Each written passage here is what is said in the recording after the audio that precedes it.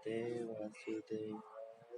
ओम नमो भगवते वासुदेवाय।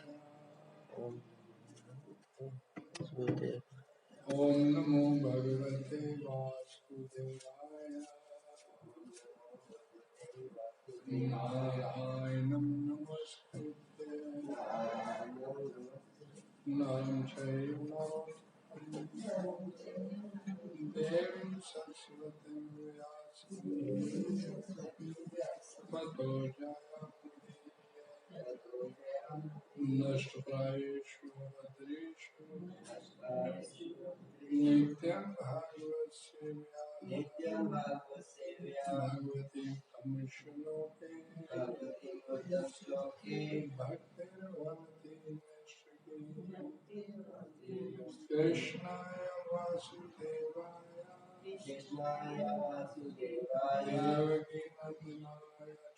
देवकी नंदनाय नंद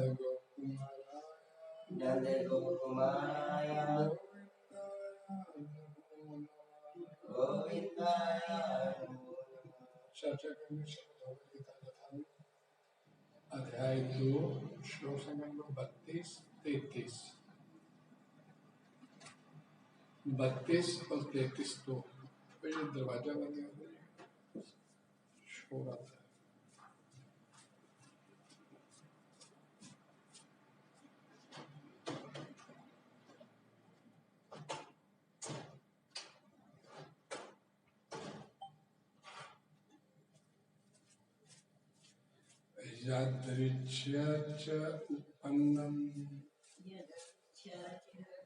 यदृच्छया च उपन्नम् स्वर्गद्वारम् अपावृतम्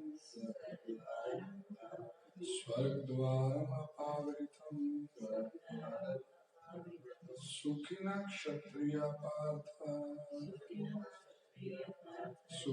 क्षत्रिय पार्थ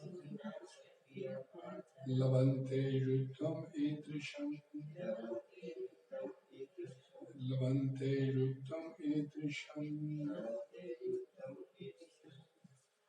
अथ चेतत्वम् इमं धर्म्यम्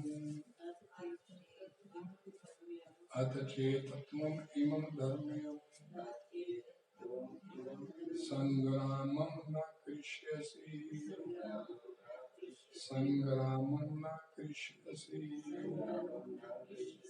तथा स्वधर्मं कीर्तिम्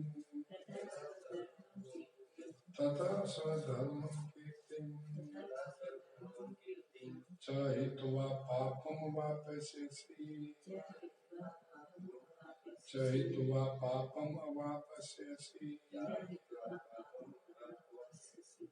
हरे कृष्ण। हिंदी अनुवाद। हे पार्थ, वे क्षत्रिय सुखी हैं जिन्हें ऐसे युद्ध के अवसर अपने आप प्राप्त होते हैं जिससे उनके लिए स्वर्ग के द्वार खुल जाते हैं। किंतु यदि तुम युद्ध करने के स्वधर्म को संपन्न नहीं करते तो तुम्हें निश्चित रूप से अपने कर्तव्य की उपेक्षा करने का पाप लगेगा और तुम योद्धा के रूप में भी अपना यश खो दोगे। हरे कृष्णा। हे पार्थ, वे क्षत्रिय सुखी हैं जिन्हें ऐसे युद्ध के अवसर अपने आप प्राप्त होते हैं जिससे उनके लिए स्वर्ग लोक के द्वार खुल जाते हैं। किंतु यदि तुम युद्ध करने के स्वधर्म को संपन्न नहीं करते तो तुम्हें निश्चित रूप से अपने कर्तव्य की उपेक्षा करने का पाप लगेगा और तुम योद्धा के रूप में भी अपना यश खो दोगे। तात्पर्य हितवाएंगे जगत गुरु क्षेत्रवादी वाला सरल स्पष्ट ध्यान से पढ़िएगा, सुनिएगा। हरे कृष्णा। विश्व के परम गुरु भगवान श्री कृष्ण अर्जुन की इस प्रवृत्ति की भर्त्सना करते हैं जब वह कहता है कि उसे युद्ध में कुछ भी तो लाभ नहीं दिख रहा है, इससे नरक में शाश्वत वास करना होगा। अर्जुन द्वारा ऐसे वक्तव्य केवल अज्ञान जन्य थे। वह अपने स्वधर्म के आचरण में अहिंसक बनना चाहता था, किंतु एक क्षत्रिय के लिए युद्ध भूमि में स्थित होकर इस प्रकार अहिंसक बनना मूर्खों का दर्शन है। पराशर स्मृति में व्यासदेव के पिता पराशर मुनि ने कहा है, क्षत्रियो ही प्रजा रक्षण शस्त्र पानी प्रदंडनीय निर्जित्य पर सैन्य आदीक्षित धर्मेण पालित। क्षत्रिय का धर्म है कि वह सभी क्लेशों से नागरिकों की रक्षा करे, इसीलिए उसे शांति तथा व्यवस्था बनाए रखने के लिए हिंसा करनी पड़ती है। अतः उसे शत्रु राजाओं के सैनिकों को जीतकर धर्म पूर्वक संसार पर राज्य करना चाहिए। यदि सभी पक्षों पर विचार करें तो अर्जुन को युद्ध से विमुख होने का कोई कारण नहीं था। यदि वह शत्रुओं को जीतता है तो राज्य भोग करेगा, और यदि वह युद्ध भूमि में मरता है तो स्वर्ग को जाएगा, जिसके द्वार उसके लिए खुले हैं। युद्ध करने से उसे दोनों ही तरह से लाभ होगा। अर्जुन विख्यात योद्धा था, जिसने शिव आदि अनेक देवताओं से युद्ध करके यश अर्जित किया था। शिकारी के वेश में शिव जी से युद्ध करके तथा उन्हें हराकर अर्जुन ने प्रसन्न किया था, और वर के रूप में पाशुपतास्त्र प्राप्त किया था। सभी लोग जानते थे कि वह एक महान योद्धा है। स्वयं द्रोणाचार्य ने उसे आशीष दिया था और एक विशेष अस्त्र प्रदान किया था, जिससे वह अपने गुरु का भी वध कर सकता था। इस प्रकार वह अपने धर्म पिता एवं स्वर्ग के राजा इंद्र समेत अनेक अधिकारियों से अनेक युद्धों के प्रमाण पत्र प्राप्त कर चुका था। किंतु यदि वह इस समय युद्ध का परित्याग करता है तो वह न केवल क्षत्रिय धर्म की उपेक्षा खुशी होगा, अपितु उसके यश की भी हानि होगी और वह नरक जाने के लिए अपना मार्ग तैयार कर लेगा। दूसरे शब्दों में वह युद्ध करने से नहीं, अब तो युद्ध से पलायन करने के कारण नरक का भागी बनेगा। हरे कृष्णा। ओम ज्ञानतिमिरन्धस्य ज्ञानाञ्जनं शलाकया चक्षुर्मिलितं येन तस्मै श्रीगुरवे नमः। श्रीचैतन्यमनोभीष्टं स्थापितं येन भूतले स्वयं रूपा कथमयं ददाति स्वपदान्ति। वन्देऽहं श्रीगुरो श्रीयुतपत्कमलं श्रीगुरुवैष्णवं श्रीरूपं सारनाथं श्रीरघुनाथं तं साधुतं सावधूतं पर्यप्तं श्रीकृष्ण चैतन्य श्री राधा कृष्ण पादान नमो विष्णुपदाय कृष्ण पृष्ठाय श्रीमद्भक्ति वेदांत स्वामी नमस्ते सरस्वती देवी गौरवाणी निर्विशेष शून्यवादी पाश्चात्य देशकारिणे हे कृष्ण करुणा सिंधु दीनबंधु जगत्पते गोपेश गोपिका कांत राधा कांत नमस्ते तप्त कंचन गौरांगी श्री राधे वृंदावनेश्वरी वृषभानुसुते देवी प्रणमामि हरिप्रिये वाञ्छाकल्पतरुभ्यश्च कृपा सिन्धुभ्यश्च पतितनां पावनेभ्यो वैष्णवेभ्यो जय श्री कृष्ण चैतन्य प्रभु नित्यानंद श्री अद्वैत गदाधर श्रीवासादि गौरभक्तवृंद हरे कृष्ण कृष्ण कृष्ण हरे हरे हरे राम राम राम भगवत श्रीमद् भगवद गीता की जगत गुरु श्री यदृच्छ उत्पन्नम अपने आप प्राप्त हो जाना, स्वर्ग द्वारम अपावृतम सुखिन क्षत्रिय पार्थ लभन्ते शुद्धम ईदृशम। वे क्षत्रिय सुखी हैं जिन्हें ऐसे युद्ध के अवसर अपने आप प्राप्त होते हैं, जिससे उनके लिए स्वर्ग लोक के द्वार खुल जाते हैं।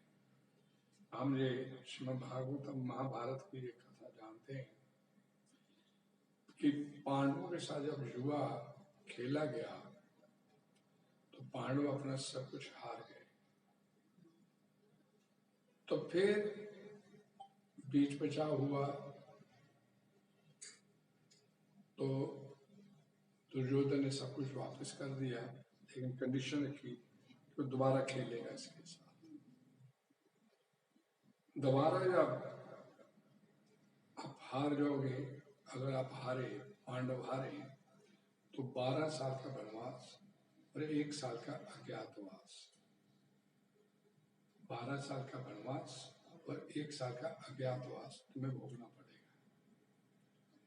और 13वें वर्ष बाद आपको आपका राज्य वापस दे दिया जाएगा। लेकिन अगर आपका अज्ञातवास भंग हो गया, हमें पता चल गया कि आप कहाँ पर हो, तो आपको फिर नए सिरे से 12 वर्ष का वनवास भोगना पड़ेगा। ऐसी कंडीशन रखी और जुए में हार जाने के बाद एक बार फिर पांडवों ने फिर 12 वर्ष का वनवास स्वीकार किया और 1 वर्ष का वनवास अज्ञातवास उन्होंने वो भी किया। जब उसके बाद 1 साल अज्ञातवास काटने के बाद पांडव गए दुर्योधन के पास अपना राज्य वापस मांगने के लिए, तो उसने राज्य देने से मना कर दिया। कई प्रकार के बीच बचाव करने का प्रयास किया गया, शांति रखने का प्रयास किया गया, लेकिन दुर्योधन की तरफ से वो शांति का प्रयास सिरे नहीं चढ़ सका। उनकी भगवान श्री कृष्ण शांति दूत बनकर गए, लेकिन दुर्योधन ने उस शांति प्रस्ताव को भी ये कहते हुए खारिज कर दिया कि बिना युद्ध के मैं एक सुई की नोक जितनी भूमि भी मैं पांडवों को वापस देने के लिए तैयार नहीं। और उसने युद्ध की अपनी तरफ से घोषणा कर दिया दुर्योधन ने। तो यहाँ पर जब युद्ध के मैदान में दोनों खड़े हो गए, तो आप अपनी भगवद गीता में पहले अध्याय का 32-33वां अध्याय श्लोक निकालिए।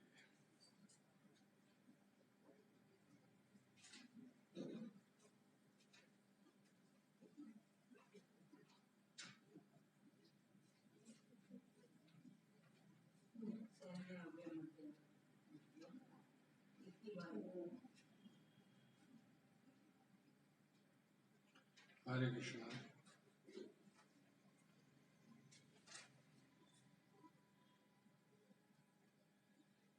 श्लोक संख्या नंबर 31 आपने सभी ने याद भी किया हुआ है। नाचा श्रेयोनुपश्यामि हत्वा स्वजन्मा भवे न कांक्षे विजयम कृष्ण न च राज्य सुखम। हे कृष्ण, इस युद्ध में अर्जुन सवाल करता है, इस युद्ध में अपने स्वजनों का वध करने से ना तो मुझे कोई अच्छाई दिखती है और ना मैं उसे किसी प्रकार की विजय राज्य या सुख की इच्छा करता हूँ।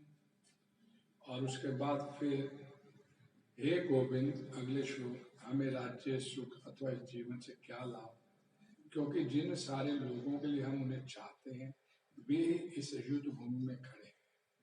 हे मधुसूदन, जब गुरुजन, पितृगण, पुत्रगण, पितामह, मामा, ससुर, पौत्रगण, साले तथा अन्य सारे संबंधी अपना अपना धन एवं प्राण देने के लिए तत्पर हैं और मेरे समक्ष खड़े हैं, तो फिर मैं इन सबको क्यों मारना चाहूंगा, भले वे मुझे क्यों ना मार डाले। हे जीवों के पालक, मैं इन सबों से लड़ने को तैयार नहीं, भले बदले में मुझे तीनों लोग क्यों ना मिलते हो, इस पृथ्वी की तो बात ही छोड़ दे। भला धृतराष्ट्र के पुत्रों को मारकर हमें कौन सी प्रसन्नता मिलेगी, यानी कि मोहग्रस्त हो गया। और फिर उसके आगे, यदि हम ऐसे आतताइयों का वध करते हैं तो हम पर पाप चढ़ेगा, अतः ये उचित नहीं होगा कि हम धृतराष्ट्र के पुत्रों तथा उनके मित्रों का वध करें। हे लक्ष्मीपति कृष्ण, इससे हमें क्या लाभ होगा और अपने ही कुटुंबियों को मारकर हम किस प्रकार सुखी हो सकते हैं। यानी कि अपने कुटुंब के मोह में पूरी तरह से रच गया। और फिर आगे बोलता है, हे जनार्दन, अब ध्यान से ये श्लोक, हे जनार्दन, यद्यपि लोभ से अभिभूत चित्त वाले ये लोग अपने परिवार को मारने या अपने मित्रों से द्रोह करने में कोई दोष नहीं देखते हैं, मतलब वो अधर्म पे चल रहे हैं। किंतु हम लोग जो परिवार के विनष्ट करने में अपराध देख सकते हैं, ऐसे पाप कर्मों में क्यों प्रवृत्त हो, क्यों पाप करें? यानी आप उसे ये युद्ध रूपी जो सामने उसके अवसर आया है उसको पाप समझ रहे, इससे युद्ध करूंगा तो मैं पाप में प्रवृत्त हो जाऊंगा। आगे देखिए, कुल का नाश होने पर सनातन कुल परंपरा नष्ट हो जाती है और इसका शेष कुल भी अधर्म में प्रवृत्त हो जाता है। हे कृष्ण, जब कुल में अधर्म प्रमुख हो जाता है तो कुल की स्त्रियां दूषित हो जाती हैं और स्त्रीत्व के पतन से ऋषि अवांछित संतानें उत्पन्न होती हैं। अवांछित संतानों की वृद्धि से निश्चय ही परिवार के लिए तथा पारिवारिक परंपरा को विनष्ट करने वालों के लिए नारकीय जीवन उत्पन्न होता है। नरक भोगना पड़ेगा मेरे को। और ऐसे पतित कुलों के पुरखे पितर लोग गिर जाते हैं क्योंकि उन्हें जल तथा पिंड दान देने की क्रियाएं समाप्त हो जाती हैं। नहीं, अपनी तरफ से कितनी दलीलें उसने अपनी तरफ से देने का प्रयास कर रहा है कि भाई ये मैं युद्ध करूंगा तो ये पाप हो जाएगा और मेरे को नरक भोगना पड़ेगा। और जो लोग कुल परंपरा को विनष्ट करते हैं और इस तरह अवांछित संतानों को जन्म देते हैं, उनके दुष्कर्मों से समस्त प्रकार की सामुदायिक योजनाएं तथा पारिवारिक कल्याण कार्य भी नष्ट हो जाते हैं। हे प्रजापालक कृष्ण, अब ये निचोड़, हे प्रजापालक कृष्ण, मैंने गुरु परंपरा से सुना है जो लोग कुल धर्म का विनाश करते हैं वे सदैव नरक में वास करते हैं। यानी कि मैं जो कुछ करने जा रहा हूँ वो पाप है, मेरा अपने कुटुंब के प्रति मेरा अपना उत्तरदायित्व है। वो ये नहीं देख रहा कि सामने अधर्मी खड़े हैं, वे सदैव नरक में वास करते हैं। ओह, कितने आश्चर्य की बात है कि हम सब जघन्य पाप कर्म करने के लिए उद्यत हो रहे हैं। क्लियर करता चला जा रहा है कि मैं पाप करने जा रहा हूं। हम सब जघन्य पाप कर्म करने के लिए उद्यत हो रहे हैं। राज्य सुख भोगने की इच्छा से प्रेरित होकर हम अपने संबंधियों को मारने पर तुले हुए हैं। तो ये यहाँ पर जो है अपने आप को सोचता है कि मैं पाप कर रहा हूं। और यहाँ उसके इसी सवालों का जवाब देने के लिए 32 नंबर श्लोक का यही पाठ, वे क्षत्रिय सुखी हैं जिन्हें ऐसे युद्ध के अवसर अपने आप प्राप्त होते हैं और जिससे उनके लिए, यहाँ पर नरक की बात नहीं, भगवान श्री कृष्ण बोलते स्वर्ग लोक के द्वार खुल जाते हैं। तेरी जो बात तो तूने दलील दी थी कि नरक में वास करना पड़ेगा, तूने नहीं, तू युद्ध करने के लिए उद्यत नहीं है। उद्यत वो सामने की पार्टी है। उद्यत जो युद्ध करने के लिए तू उद्यत नहीं हो रहा। हमने तो शांति के प्रयास भी किए, हमने सब कुछ करने का प्रयास किया अपनी तरफ से, लेकिन सामने की पार्टी अधर्म पर खड़ी है और अधर्म पर चलते हुए वो युद्ध करने के लिए हमारे को उकसा रही है।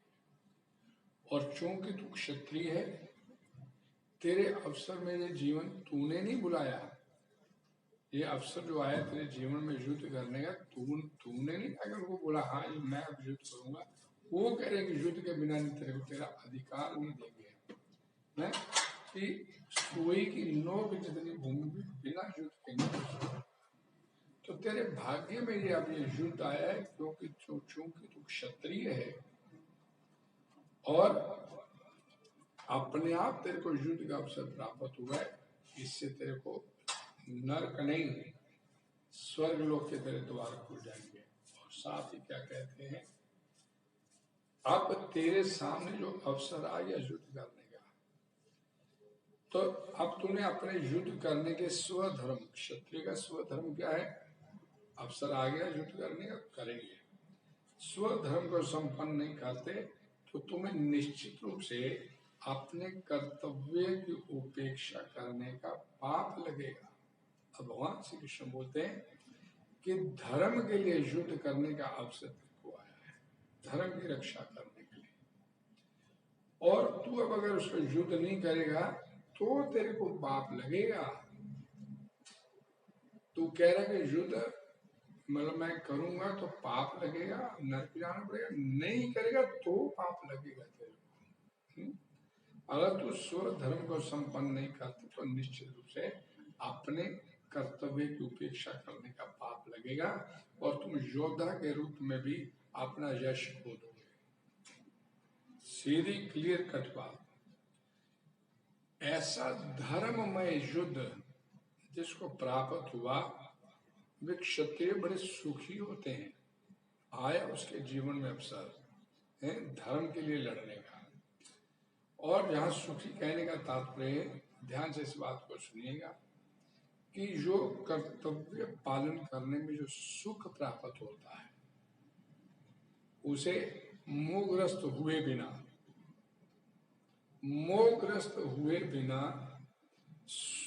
किसी को अपने जीवन में कर्तव्य पालन करने का, स्व धर्म पालन करने का जो सुख प्राप्त होता है, वह सुख संसारिक भोगों को भोगने में नहीं प्राप्त होता।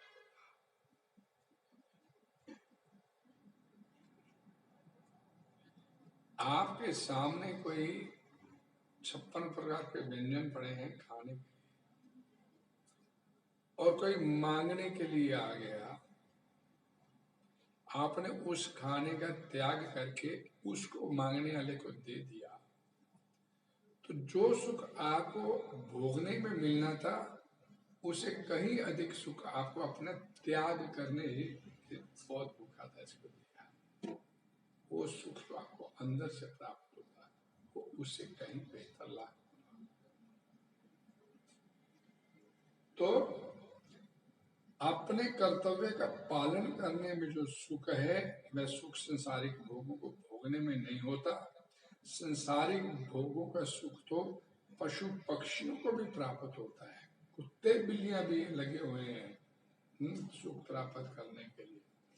लेकिन जिनको कर्तव्य पालन का अवसर प्राप्त हुआ, अपने स्व धर्म का पालन करने के लिए जिनको अपने जीवन में यह अवसर प्राप्त हुआ, वो अपने आप को से बड़ा भाग्यशाली मानना चाहिए जीवन में, कि मेरे को अपने स्व धर्म का पालन करने का अवसर प्राप्त हुआ। हरे कृष्णा हरे कृष्णा हरे कृष्णा कृष्णा कृष्णा हरे हरे हरे राम राम राम। युद्ध न करने से हानि क्या होगी? तो ये अगले श्लोक में 33 नंबर श्लोक में भगवान श्री कृष्ण क्या बोलते हैं कि अब तो पहली बात तो तू क्षत्रिय है, तो सही क्षत्रिय होगा वो युद्ध के बिना रह नहीं पाएगा। आगे जाके भगवान बोलेंगे तो क्षत्रिय है, तो अभी मोहग्रस्त हो गया तो उसके लिए सोचे कि मैं तेरे मन में मार, लेकिन ना चाहते हुए तो युद्ध करने के लिए अपने आप को तैयार कर लेगा, ना चाहते हुए। तो तेरे जीवन में जो अवसर आया है तेरा स्व धर्म का पालन करने का, अगर तू नहीं उसकी पालना करेगा, धर्म में युद्ध नहीं तू करेगा, तो अपने धर्म और कीर्ति का क्या त्याग करके तू नरकवास को प्राप्त करेगा, तू नरकों को जाएगा। अब भगवान श्री कृष्ण से यहाँ पर स्पष्ट बोलते हैं। अब इसका तात्पर्य खोल लीजिएगा। हरे कृष्णा हरे कृष्णा हरे कृष्णा हरे कृष्णा कृष्णा कृष्णा हरे राम राम राम। विश्व के परम गुरु भगवान श्री कृष्ण अर्जुन की इस प्रवृत्ति की भर्त्सना कर रहे हैं। भर्त्सना शब्द जो होता है बड़ा नेगेटिविटी में यूज किया जाता है, ताड़ना करना। तू कर क्या रहा है, समझ में नहीं आ रहा तेरे को, तेरे को ज्ञान होना चाहिए, अज्ञानी क्यों बन रहा है तू?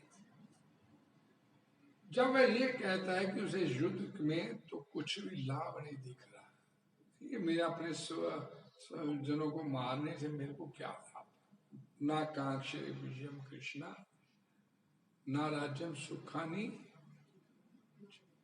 क्यों मंजू माते भूल गए? इससे नरक में शाश्वत वास करना होगा। अर्जुन द्वारा ऐसे वक्तव्य केवल अज्ञानता जन्य थे। मैं अपने स्वधर्म के आचरण में अहिंसक बनना चाहता था। क्षत्रिय है और क्षत्रिय का धर्म है युद्ध के लिए तत्पर होना, और वो भी धर्ममय युद्ध के लिए। लेकिन एक क्षत्रिय के लिए युद्ध भूमि में स्थित होगा इस प्रकार अहिंसक बनना, प्रभुपाद जी यहाँ पर लिखते हैं, मूर्खों का दर्शन है। मूर्खों का दर्शन है। पराशर स्मृति में व्यासदेव के पिता पराशर ने कहा, क्षत्रियो ही प्रजा रक्षणा शस्त्र पानी प्रदंडयन् निर्जित्य पर सैन्य आदीक्षितम धर्मेण पाले। क्षत्रिय का धर्म है कि वह सभी क्लेशों से नागरिकों की रक्षा करे, और इसलिए उसे शांति तथा व्यवस्था बनाए रखने के लिए हिंसा करनी पड़ती है। नहीं, क्षत्रिय का क्या धर्म है कि हर प्रकार से अपनी प्रजा को धर्ममय बनाने के लिए और धर्मियों से उसकी रक्षा करने के लिए क्षत्रिय का धर्म है, युद्ध के लिए तत्पर है। अतः उसे शत्रु राजाओं के सैनिकों को जीत कर धर्म पूर्वक संसार पर राज्य करना चाहिए। देखिए, अब भगवान यहाँ पर उसको समझा रहे हैं कि तेरे जीवन में ये अवसर आया है तो अपनी प्रजा की भी, अपने नागरिकों की रक्षा करेगा। अगर यदि सभी पक्षों पर विचार करें तो अर्जुन को युद्ध से विमुख होने का कोई कारण नहीं था। यदि वह शत्रुओं को जीतता है तो राज्य भोग करेगा, और यदि वह युद्ध भूमि में मरता है तो स्वर्ग को जाएगा, जिसके द्वार उसके लिए खुले हैं। अर्थात युद्ध करने से उसे दोनों ही तरफ से लाभ होने वाला है। मर जाएगा तो स्वर्ग जाएगा, जीत जाएगा तो राज्य भोग करेगा, उसका नुकसान कहीं नहीं है, उसका नुकसान कहीं नहीं है। और भगवद गीता में आगे श्लोक है कि सिद्धो सिद्धियो समभूतवा। देखो, सिद्धि सफल होता है या असफल होता है, ये विचार किए बिना तो धर्म के लिए युद्ध कर, ये विचार किए बिना तो धर्म के लिए युद्ध कर। अध्ययन ये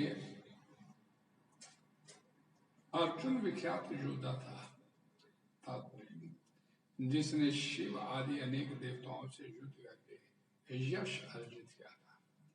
हमने महाभारत में कथा पढ़ते हैं, एक भगवान शिव अर्जुन के पराक्रम की परीक्षा लेने के लिए, कथा आती है महाभारत में, एक सुअर अर्जुन उस समय तपस्या कर रहा था, सामने से आया, अर्जुन ने धनुष बाण उठाया और तीर चला दिया, और उसी समय एक और तीर भी उस सुअर को आके लगा, जंगली सुअर को। अब दोनों अपने अपने से शिकार पे अधिकार जताने के लिए आमने सामने खड़े। शंकर जी वेश बदले हुए हैं और अर्जुन सामने अपना गंडीव लेके खड़े, मैंने मारा तो ये शिकार मेरा है, और वो शिकारी के वेश में शंकर जी हैं और मेरा है।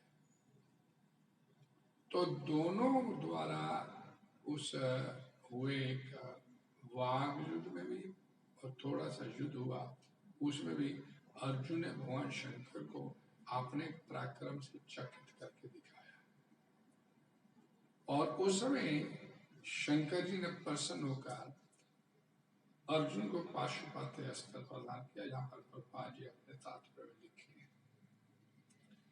यानी कि वो कितना बड़ा योद्धा है कि शंकर जी को भी उसने अचंभित कर दिया, इतना बड़ा योद्धा हूं मैं, कोई साधारण नहीं हूं, मैं आपके सामने खड़ा हूं। और सभी लोग जानते थे कि वे एक महान योद्धा है। स्वयं द्रोणाचार्य ने उसे आशीष दिया था और एक विशेष अस्त्र प्रदान किया था जिससे वह अपने गुरु का भी वध कर सकता था। एक सबसे बड़ी महत्वपूर्ण बात थी महाभारत के इस ग्रंथ में कि द्रोणाचार्य का प्रिय शिष्य था अर्जुन, और जितने उनके शिष्य थे उसमें उनका अपना पुत्र अश्वत्थामा भी था। और द्रोणाचार्य ने अपनी सारी कलाओं से अपने सारे शिष्यों को पारंगत किया, लेकिन जो अर्जुन था उसके ऊपर द्रोणाचार्य का विशेष स्नेह था, और उस स्नेह के चलते द्रोणाचार्य हमेशा अपने इस अर्जुन शिष्य की सदैव प्रशंसा किया करते थे कि इससे बड़ा योद्धा कोई नहीं। और आपको सबको याद होगा महाभारत की ये कथा, विराट युद्ध जब हुआ था तब अज्ञातवास खत्म किया पांडवों ने, तो कौरवों को थोड़ी सी भनक लगी थी कि ये विराट नगर में रह रहे हैं, तो उसमें उन्होंने आक्रमण किया उनकी गाय चुराते हुए। तो उस समय अकेले अर्जुन ने जितने भी वो कौरवों की तरफ से योद्धा आए थे उसमें भीष्म पितामह भी थे, गुरु द्रोणाचार्य भी थे, कृपाचार्य भी थे, और कर्ण भी था, दुर्योधन भी था, दुशासन भी था, और अश्वत्थामा भी था। सारे योद्धा पूरी सेना लेकर उन्होंने विराट नगर पर आक्रमण किया था उस समय। तो उस समय भी अकेले अर्जुन ने उन सभी को हराया था, यानी कि वो पूरी कौरव सेना को अर्जुन ने हराया था। और अब ये महाभारत का युद्ध शुरू होने जा रहा था, तो महाभारत के युद्ध में पूरी दुनिया के, पूरी पृथ्वी के राजा वहां पर एकत्र थे उस युद्ध में भाग लेने के लिए। तो कौरवों के पास 11 अक्षौणी सेना थी और पांडवों के पास 7 अक्षौणी सेना थी। अब भगवान श्री कृष्ण उसे जताना चाहते हैं इस श्लोक के माध्यम से कि तुम योद्धा के रूप में भी अपना यश खो दोगे। तुमने कितना बड़ा यश अर्जित किया था कि पूरी कौरव सेना को तूने अकेले भीष्म पितामह समेत एक बार हरा चुके हो। तुम योद्धा के रूप में तुम्हारा नाम विख्यात है, और आज अगर इतनी बड़ी सेना के बीचों बीच खड़े हो कि तुम कहो कि मैं युद्ध नहीं करूंगा, तो योद्धा के रूप में तुम्हारा यश खत्म हो जाएगा। क्या लोग सोचेंगे ये तो कायर है। जब इतने बड़े बड़े सेना के बड़े बड़े महारथी वहां पर खड़े हैं उस कुंभ में, युद्ध रूपी कुंभ में, और दुर्योधन उस सेना को, श्री अर्जुन उस सेना को देख के कहता मैं युद्ध नहीं करूंगा, तो तू कायर कहलाएगा। योद्धा के रूप में तो अपना यश खो देगा, उस यश को जिसका वर्णन यहाँ पर प्रभुपाद जी अपने तात्पर्य में करते हैं। तू इतना बड़ा योद्धा था और अब तो पीठ दिखाना चाहता है। तो द्रोणाचार्य के लिए अर्जुन कितना प्रिय था कि उसने अपने पुत्र अश्वत्थामा को ब्रह्मास्त्र का ज्ञान दिया था। युद्ध ब्रह्मास्त्र कैसे चलाना है, और जब बीच में जरूरत पड़े तो उसे वापस लौटाना कैसे है उस ब्रह्मास्त्र को। तो द्रोणाचार्य ने उसे चलाना तो सिखाया था अपने पुत्र अश्वत्थामा को, उसे वापस कैसे लौटाना ये ज्ञान उन्होंने सिर्फ अर्जुन को दिया था, अपने पुत्र को भी नहीं दिया कि भाई चलाने की हिम्मत मत करना, ब्रह्मास्त्र चला दिया तो तबाही हो जाएगी, सब खत्म। ब्रह्मास्त्र पूरा ब्रह्मांड स्थापित हो सकता है। तो अर्जुन उनके लिए कितना प्रिय था। तो जहां पर द्रोणाचार्य ने उसे आशीष दिया था, विशेष प्रकार का अस्त्र प्रदान किया था जिससे वह अपने गुरु का भी वध कर सकता। इस प्रकार वह अपने धर्म पिता एवं स्वर्ग के राजा इंद्र समेत अनेक अधिकारियों से अनेक युद्धों के प्रमाण पत्र प्राप्त कर चुका था। किंतु यदि वह इस समय युद्ध का परित्याग करता है, युद्ध भूमि के बीचों बीच खड़ा है, आया तो बड़े भाई अरे हाँ जी, लाओ मेरा रथ, सैन्योप्यो मध्य रथम स्थाप्यम हे अच्युत, हे केशव हे अच्युत, मेरे रथ को लेके चलो दोनों सेनाओं के बीच। देखूं तो सही कौन कौन मेरे से लड़ने के लिए यहाँ पर। बड़ी तो आखिर से निकला था। और अब दोनों सेनाओं को देखने के बाद तुझे कि मैं युद्ध नहीं करूंगा, तो भाई एक गलत हो जाएगा।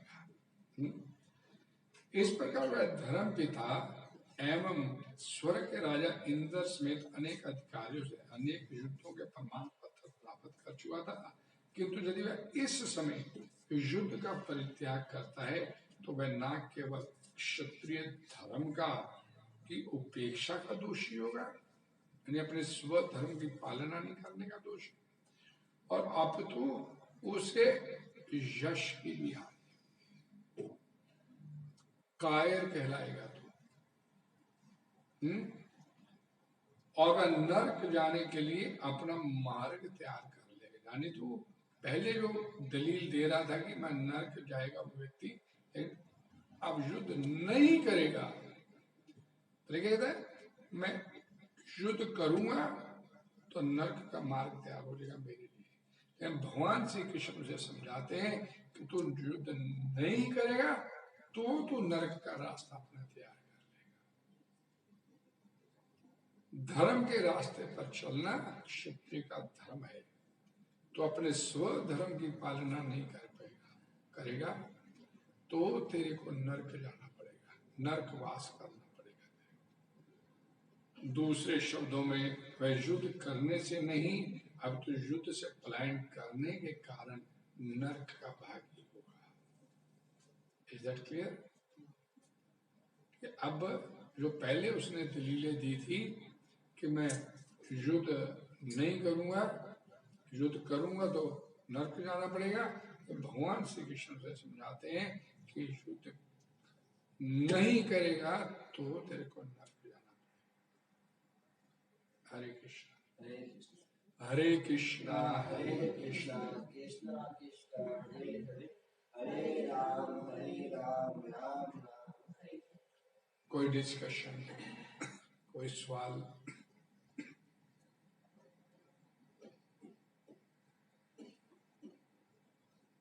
भौतिकता में तो यही सोचते हैं अपने मारे जाएंगे, तो सोच रहे हैं तो भगवान ने जब तक ज्ञान नहीं दिया तब तक तो नहीं माना। भौतिकता में हम लोग रचे रमे हुए हैं। हम लोग, मैंने बोला ना कि रशिया में भगवत गीता किस लिए बैन किया गया, कि ये कैसा भगवान है जो अर्जुन को मोटिवेट कर रहा है युद्ध कर, तो मरने मार, भगवान को तो क्षमाशील होना चाहिए, वो माफ कर दे इनको। ये कैसा भगवान है, तूने उकसा रहा है युद्ध करने के लिए। नहीं, 18 अक्षौणी सेना मारी गई, उस युद्ध को करने में अर्जुन को इसने उकसाया। और प्रभुपाद जी अपने तात्पर्य में भूमिका में लिखे कि एक आम व्यक्ति जब ये इस प्रसंग को देखता है तो वो पहले यही सोचता है कि अर्जुन साधु है, अर्जुन युद्ध करना नहीं चाहता, अर्जुन साधु है, भला आदमी है, ये ऐसा युद्ध नहीं होना चाहिए था। जब पूरी भगवत गीता पढ़ी जाती तो पता चलता है कि साधु कौन है और असाधु कौन है। साधु और असाधु में अंतर भगवत गीता को पढ़ने के बाद पता चलता है। इस संसार में हर व्यक्ति मोहग्रस्त होकर बैठा हुआ है। अर्जुन अपने कुटुंबियों को लेकर मोहग्रस्त है। मेरे सारे रिश्ते, हमने श्लोक पढ़े ना पहले अध्याय के, वो सारे ये जितने खड़े हैं मेरे सामने, मेरे कुटुंब खड़ा है। और क्या बोलता है कि इनको मार दूंगा, जब मर जाएंगे तो मैं जीत गया, तो मैं अपना सुख ऐश्वर्य देखे किसके लिए मैं करूंगा। ये एक भौतिकता में ग्रस्त व्यक्ति जो होता है उसके सामने ये समस्या है, वो दिखाना चाहता है। अर्जुन कोई भौतिकता में ग्रस्त नहीं है, लेकिन भगवान की व्यवस्था के अनुसार ये हम सब लोगों की आंखें खोलने के लिए है। हम सब लोग आंखें बंद करके बैठे। देखिए, मैंने कल भी एक बोला था, इस बात कि प्रहलाद कैसा पुत्र है, पिता के मरने पे खुश हो रहा है, पिता के मरने पे खुश हो रहा है। प्रहलाद प्रहलाद कैसा बालक है, ध्यान से सुनिएगा। हरे कृष्णा हरे कृष्णा हरे कृष्णा कृष्णा कृष्णा हरे राम हरे राम राम हरे कृष्णा हरे कृष्णा कृष्णा कृष्णा हरे राम राम राम हरे कृष्णा कृष्णा कृष्णा हरे राम राम राम हरे कृष्णा कृष्णा कृष्णा हरे राम राम राम हरे कृष्णा कृष्णा कृष्णा हरे राम राम राम हरे कृष्णा कृष्णा कृष्णा हरे राम हरे कृष्णा कृष्णा कृष्णा हरे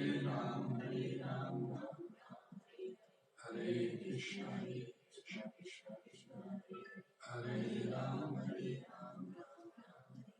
हरे कृष्णा कृष्णा कृष्णा हरे राम राम हरे कृष्णा कृष्णा कृष्णा हरे राम राम हरे कृष्णा कृष्णा कृष्णा हरे राम राम हरे कृष्णा कृष्णा कृष्णा हरे राम राम हरे कृष्णा कृष्णा कृष्णा हरे राम पूछा गया कृपा से कि प्रहलाद महाराज बहुत खुश थे कि उनका पिता मारा गया।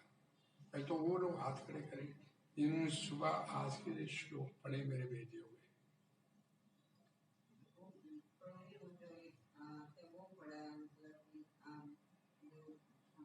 चलिए, कोई नहीं पढ़ता,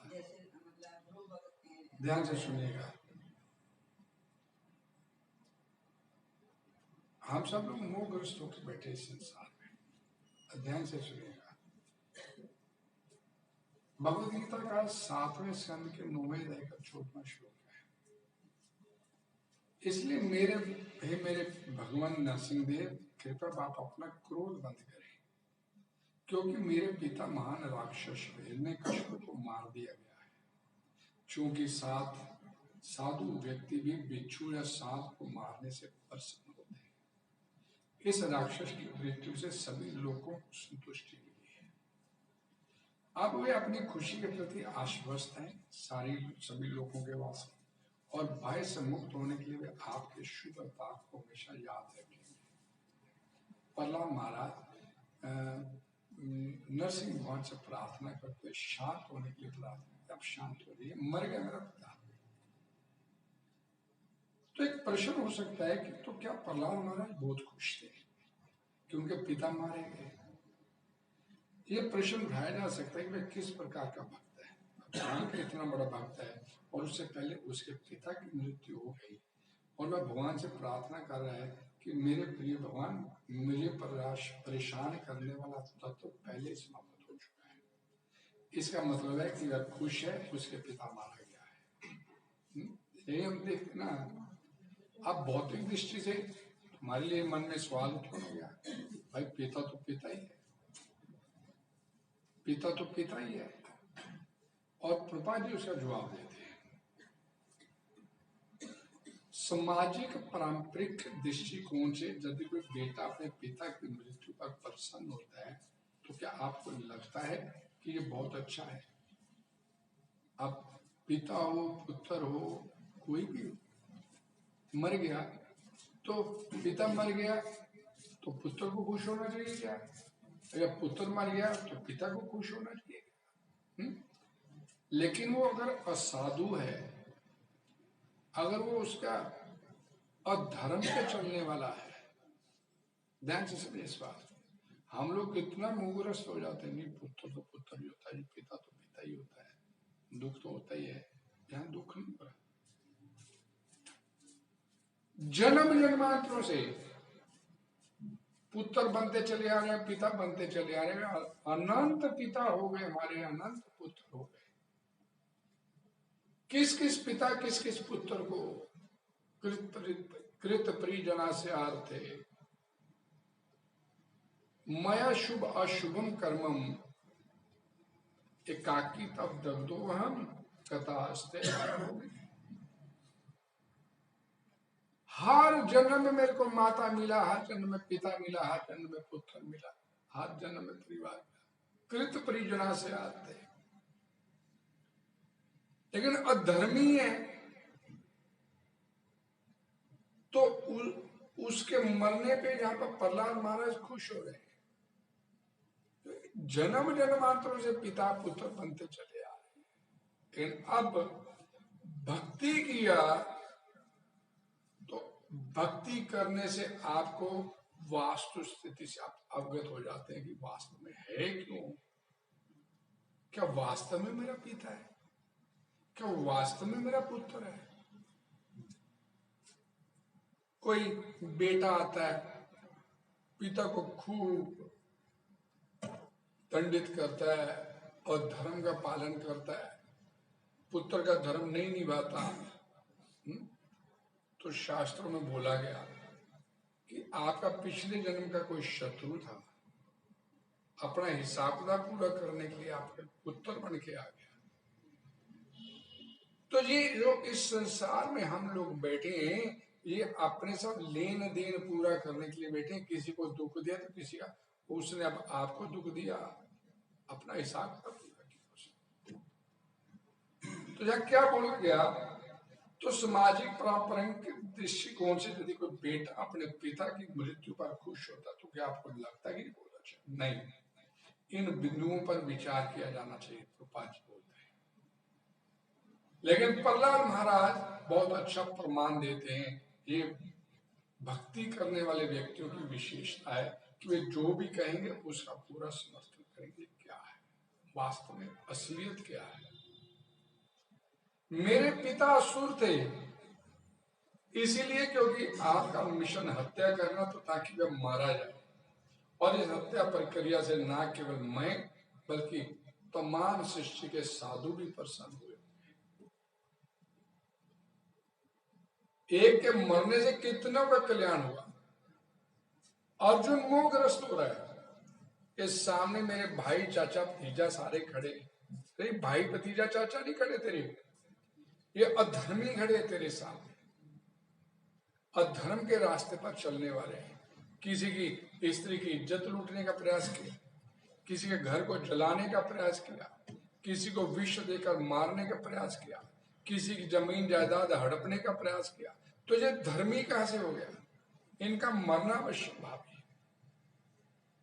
और अब अगर तू नहीं मारेगा इन्हें तो ये और पाप करते चले जाएंगे। अब इनका पाप करने का रोकना है। जब कुंती महारानी से युधिष्ठिर महाराज परमिशन मांगने के लिए गए कि भाई युद्ध अवश्य भावी हो गया है, माता अभी रोका नहीं जा सकता, तो मेरे को बताओ क्या करना है। तो माता बोली कि क्षत्राणी जिस दिन के लिए अपने पुत्र का जन्म देती है वो घड़ी अब आ गई है। दो कारण प्रमुख हैं तुम्हारे युद्ध करने के। एक तो उन्होंने द्रौपदी का चीर हरण करने का, और दूसरा उन्होंने भगवान श्री कृष्ण को शांति दूत बन करके तो उसे कैदी करने। अब ये असहनीय हो गया इनका, अब अधर्मी का मरना अवश्य भावी, इसलिए युद्ध करने की इजाजत माए तेरे को देती। तो क्या आप सोचते हैं कि साधु जो साधु है वह किसी व्यक्ति के मारे जाने पर प्रसन्न होता है? सामान्य व्यक्ति कहेगा नहीं। ये बहुत अच्छा उदाहरण दे रहे हैं। वृश्चिका अर्थात बिच्छू, सांप का अर्थ है सांप। स्वाभाविक रूप से जब भी कोई बिच्छू या सांप निकलता तो हर आदमी उसे मारने के लिए तैयार है। ओ यहाँ एक सांप ऐसे तुरंत मारो, हर व्यक्ति के मन में भाव होता है। पापा जी बोलते हैं कि जब मैं इलाहाबाद में था तो मेरे बिस्तर पर एक सांप था, मेरे बिस्तर में एक सांप था। मुझे नहीं पता कि ये कैसे आया मेरे बिस्तर में, लेकिन मैंने नौकरों को सूचित किया, वे तुरंत छड़ी लेकर आ गए। इसलिए जब बिस्तर की सीट हटाई गई तो वह, मेरे कहने का मतलब, रजाई के नीचे था वो सांप वही था। और सांप के चेहरे से मुझे समझ आ रहा था कि वो कितना डरा हुआ था। मैं समझ गया कि अब मुझे इतने सारे लोग मारेंगे, ये सब आगे मेरा मरना था।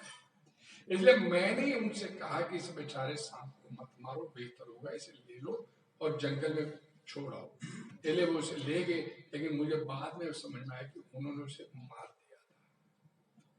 तो एक बार मैंने हमारे मायापुर में भगवान चैतन्य के जन्म स्थल पे मैंने देखा कि एक सांप जा रहा था, एक काला सांप, साथ में बंगाल में बहुत सारे सांप है। तो मेरे गुरु महाराज ऊपर थे और सभी ने अनुमति मांगी कि कैसे मार दिया जाना चाहिए। तो मेरे गुरु महाराज ने बोला हाँ, इसे तुरंत मार दो। तो उस समय मैंने सोचा कि गुरु महाराज ने सांप को मारने का आदेश कैसे दे दिया? वो तो साधु है, साधु तो क्षमाशील होता है। फिर इतने वर्षों के बाद जब मैंने भागवतम पढ़ना शुरू किया, कृपा जी बोलते, तब मैंने भागवतम पढ़ना शुरू किया और प्रहलाद महाराज के कथन के इस अंश पर आया, तब मैंने सोचा कि मेरे गुरु महाराज ने सही काम किया, उनका निर्णय सही था सांप को मारने का। यहां तक कि एक साधु भी, फिर सर्प, बिच्छू, सांप के मारे जाने पर साधु प्रसन्न क्या होता है? कारण ये कि जो दोनों प्रकार के जीव बिना किसी दोष के निर्दोष व्यक्ति को काटते हैं, बिना किसी गलती के, छोटी सी गलती के लिए विषैला सांप, मेरा मतलब स्वभाव से जो इतने क्रोधित और इतने ईर्ष्यालु होते हैं कि अगर किसी को काट लिया जाए तो उन्हें खुशी महसूस होती है और वे तुरंत मर जाते, यही उनका स्वभाव है। ले साधु भी प्रसन्न होता है सांप और बिच्छू के मरने पर। और यहाँ पर प्रभुपाद जी क्या बोलते हैं कि जब मैं भागवतम पढ़ना शुरू किया और मैंने इसको प्रहलाद महाराज के इस कथन को सुना, तो मेरे को पता लगा कि अधर्मी को ये ईर्ष्यालु है, होता है ये वृत्ति, इसकी ईर्ष्यालु वृत्ति है। इसका काम ही डसना है, इसका काम ही मारना है, काम ही इसका फंकारना, डराना, भयभीत करना, तो इसे मार देना चाहिए। तो इसलिए यहाँ पर अर्जुन जो मोहग्रस्त हो रहा है वो गलत हो रहा था। हम लोग सोचते कि अर्जुन तो बड़ा साधु है, एक ऐसे युद्ध नहीं करना चाहता, सही व्यक्ति है, सही नहीं है वो। इसके पाप पूर्ण कार्यों को रोकने के लिए निर्दोष व्यक्ति को काटो, ये इसका सांप का स्वभाव है, मार दो। इसलिए अगर दूसरे को मारने से पाप होता तो वह जारी रहेगा, इसके पाप पूर्ण कार्यों को रोकने के लिए इसे मार देना ही बेहतर है। तो असुर, नास्तिक, वृश्चिका, सांप, बिच्छू की तरह है, बिना किसी कारण में किसी के देश, किसी की जगह पर कब्जा कर लेते हैं और किसी की हत्या कर देते हैं। ये तो चल ही रहा है। मनु संहिता में भी कहा गया है, जब कोई राजा किसी हत्यारे को फांसी देता है तो ये उस पर बहुत बड़ा उपकार होता है। जिसको फांसी दी जाती उसके ऊपर उपकार होता है, उसका भला होता है। क्यों? वह उन पर बहुत बड़ा उपकार है। हर देश में, हर सभ्यता में सजाए जीवन के बदले जीवन, आगे पाप नहीं करेगा और जो उसने पाप किया है, जिसको फांसी हो रही है, उसका प्रायश्चित, उसका जीवन लेके उसको प्रायश्चित। ये राजा का धर्म है, राजा का कर्म है। हरे कृष्णा।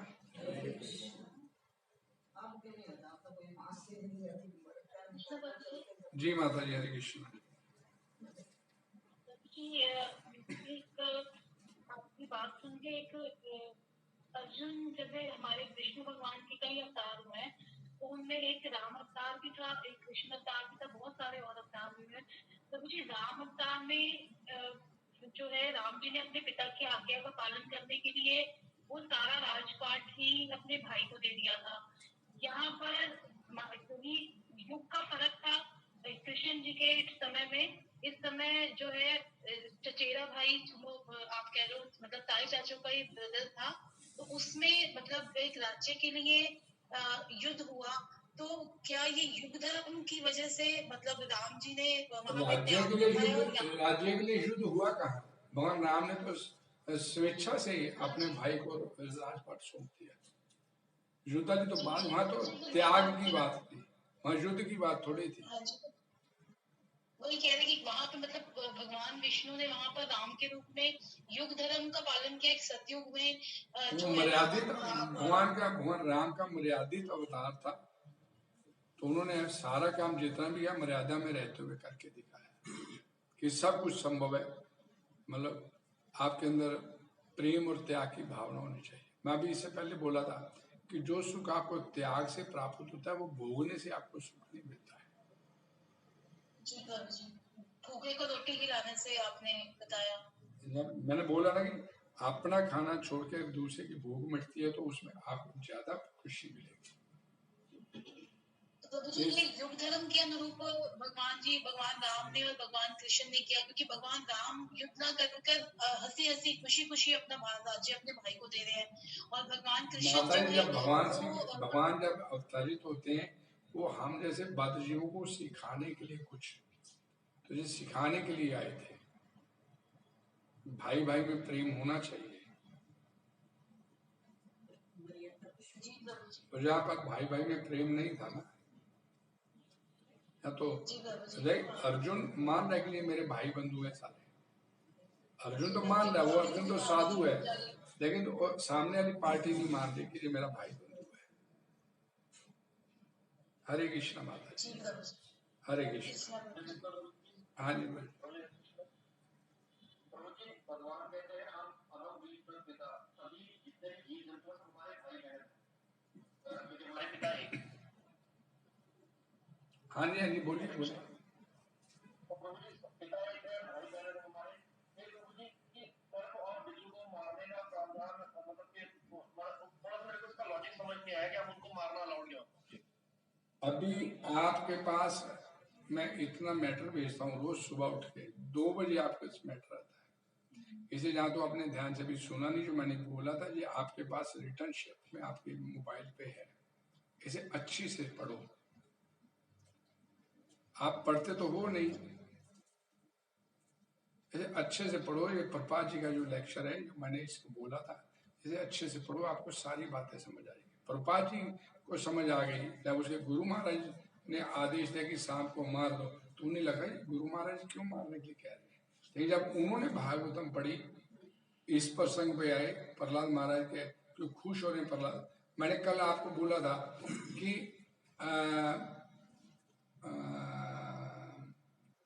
नारद अपने दासी पुत्र के रूप में पिछले जन्म में, जब उनकी माता मर गई तो उन्होंने उसे अपने ऊपर भगवान की कृपा माना है। ये जन्म जन्मांतरों से माता पिता पुत्र इस खेल खेलते चले आ रहे, कहीं तो इसका एंड होना चाहिए।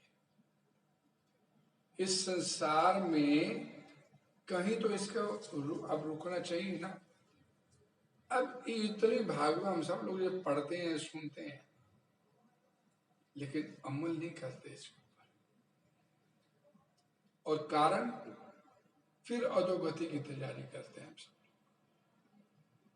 ये सब कुछ जो कुछ भी हम पढ़ते हैं सुन रहे हैं, यहाँ पर भागवतम सुनी, इतना सुंदर प्रसंग था ये आज। तो हमने इसे अपने जीवन में थोड़ी धारण करना है। हम इसे पुण्य कर्म मान के चलेंगे।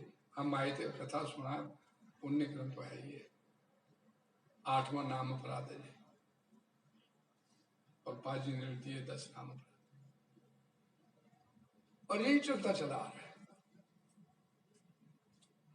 सुबह इतना सुंदर सुंदर प्रपात जी के मैं आपको मैसेज भेजता हूँ, आप कभी भागवतम भी मत पढ़ो, भगवत गीता भी मत पढ़ो, चैतन्य चरितामृत भी मत पढ़ो। उनके जो लेक्चर मैं भेजता हूँ सिर्फ उन्हीं के पढ़ने से अपना काम हो जाएगा। हमारे पास टाइम ही नहीं है, और प्रभु तो वेले भेजते रहते हैं और ऐसे स्क्रॉल करते हैं, और यूट्यूब पे और फेसबुक पे स्क्रॉल करके पता नहीं क्या 2-2 घंटे निकाल देते हैं उसको स्क्रॉल करके। लेकिन जो पढ़ने लीजिए वो नहीं पढ़ने के लिए, पूरा दिन उसको स्क्रॉल करने में निकाल देते हैं। जो नहीं देखने की चीजें, जो पढ़ने की चीजें, तो पढ़ने ली उसको कभी हमने ध्यान ही नहीं दिया। हरे कृष्णा। पढ़िएगा, प्रभु जी आपसे प्रार्थना है, साईं गोपाल प्रभु पढ़िएगा जो मैसेज। मैं आपको बार बार ताकीद करता हूँ कि जिन लोगों ने विशेष करके जो कथा करते हैं उन लोगों को ये प्रभुपाद जी के लेक्चर जरूर पढ़ने चाहिए, उनके लिए बड़ा हेल्पफुल है ये चीज। हरे कृष्णा। आप सभी का बहुत बहुत धन्यवाद।